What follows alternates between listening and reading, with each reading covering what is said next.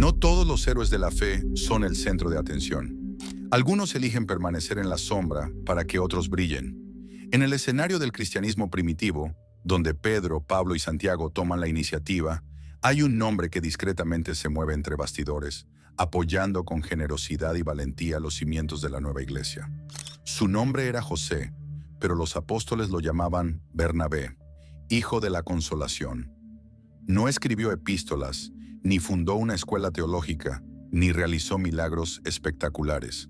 Pero sin él, Pablo tal vez nunca habría sido aceptado, y muchas comunidades cristianas no habrían florecido. Bernabé nos invita a contemplar otra grandeza, la que se construye en silencio, en la fidelidad diaria, en el aliento que se ofrece cuando nadie más cree. Nos muestra que el reino de Dios se sostiene no solo por líderes visibles, sino también por corazones dispuestos a apoyar, animar y consolar. En tiempos de búsqueda de reconocimiento, nos recuerda la belleza de servir sin aplausos, la fuerza que reside en quienes no luchan por un lugar, sino que ofrecen espacio para que otros prosperen. Bernabé, cuyo nombre de nacimiento era José, era un levita de Chipre. Desde los inicios de la comunidad cristiana primitiva, destacó por su generosidad. En los Hechos de los Apóstoles, leemos que vendió un campo de su propiedad y depositó el dinero a los pies de los apóstoles, un gesto que revela no solo desapego material, sino también una profunda confianza en la misión de la iglesia naciente.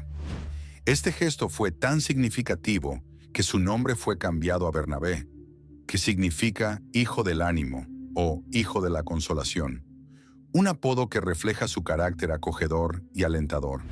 Bernabé fue un constructor de puentes, conectó culturas, personas y vocaciones.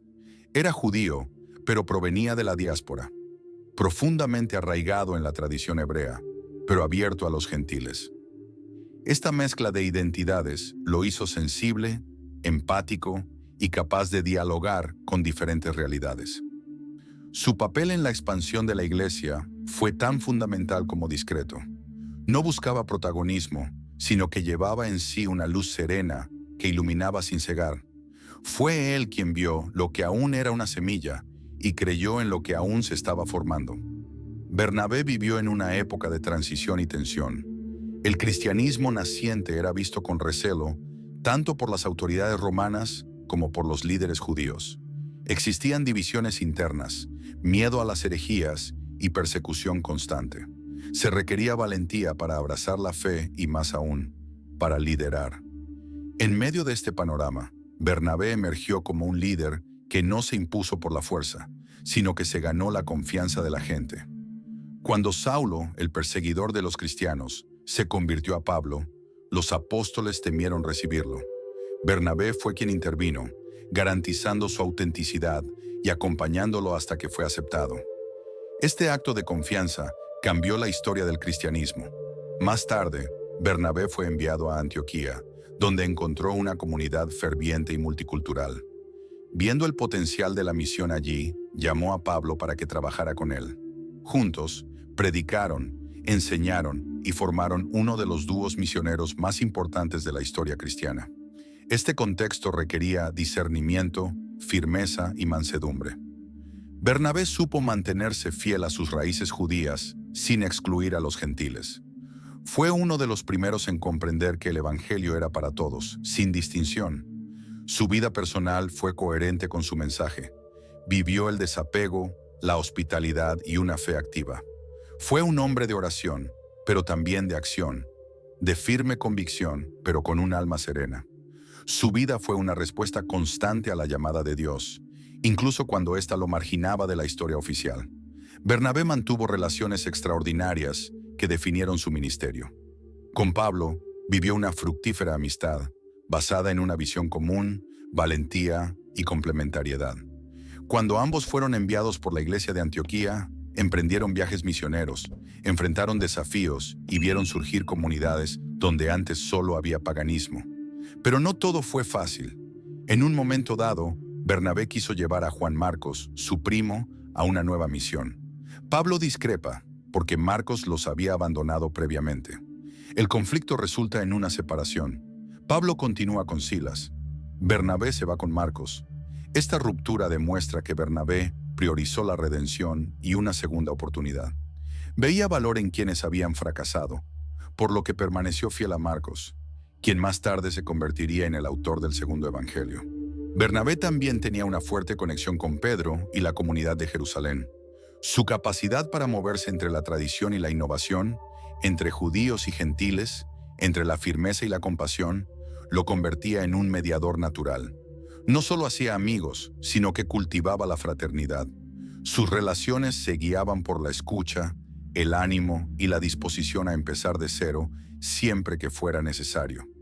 Fue un modelo de comunión en tiempos de división, de diálogo en tiempos de conflicto.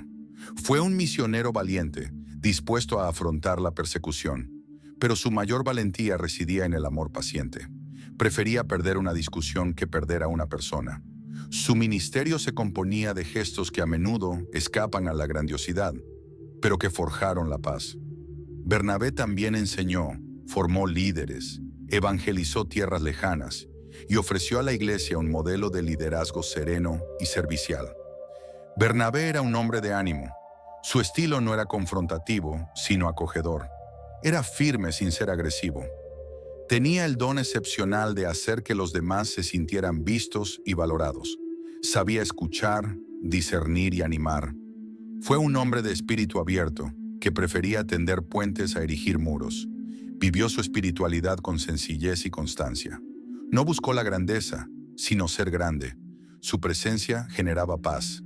Tenía un carácter confiable, un corazón generoso y una mente misionera. Fue sensible a la voz de Dios y obediente al llamado, incluso cuando esto significaba alejarse de los focos.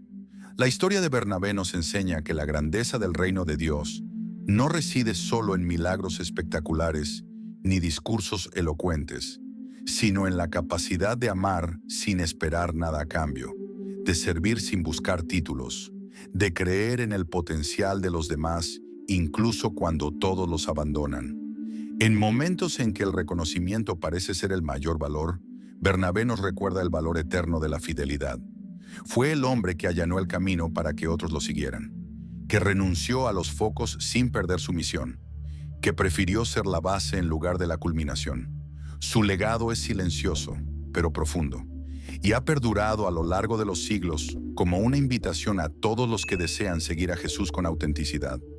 Ser Bernabé es elegir consolar en lugar de acusar, acompañar en lugar de rechazar, quedarse cuando sería más fácil rendirse.